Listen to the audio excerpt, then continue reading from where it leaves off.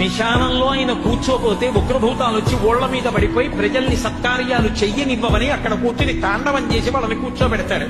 పార్వతీదేవి అడిగింది మహాభారతం అనుశాసనిక పర్వంలో, శుభ్రమైన కైలాసం ఉండగా, ఇంత ఐశ్వర్యం ఉండగా, చింతామణి గృహం ఉండగా శ్మశానంలో ఎందుకుంటున్నారని అడిగింది.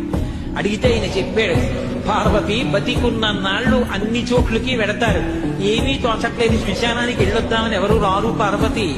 నేనంతవాణ్ణంటాడు, పొడుగ్గా ఉన్నానంటాడు, తెల్లగా ఉన్నానంటాడు, పండితుణ్ణంటాడు, పద్యాలు నాకు నోటికొచ్చంటాడు, ఉపన్యాసం చెప్పగలనంటాడు, నాకు పాటలొచ్చంటాడు, నేను నాట్యం చేస్తానంటాడు, నేను అధికారినంటాడు, నా దగ్గర డబ్బుందంటాడు, నేను పాట పాడగలనంటాడు. ఇన్ని ఉన్నాయనుకున్న వాడిలోంచి ఊపిరి బయటికి వెళ్ళిపోయిన తరువాత వాడిని తీసుకెళ్లి 4 కొత్త కర్రల మీద పడుకోబెట్టి చాప చుట్టి తాడు కట్టి పైన నూలుబట్ట కప్పి తీసుకొచ్చి అన్నీ తీసేసి కర్రల మీద పడుకోబెట్టి కాల్చేస్తుంటే జీవుడు లేచి నిలబడి పుర్రె పగిలిపోయిన తరువాత కన్న కొడుకు కూడా స్నానం చేసి వెళ్ళిపోతుంటే చీకటి పడిపోయాక, అయ్య బాబోయ్ చుట్టూ ఉగ్రభూతాలు, నా వాళ్ళన్న వాళ్ళు లేరు, వీళ్ళని నమ్ముకున్నాను, ఒక్కడు లేడని ఏడుస్తుంటే నేనున్నాను రా అని చెప్పడానికి నేను కూడా లేకపోతే చచ్చిన వాడు 1000 మాటలు చచ్చిపోతారని అక్కడ ఉన్నారు కాబట్టి నా కర్మకాలక్కడలేను.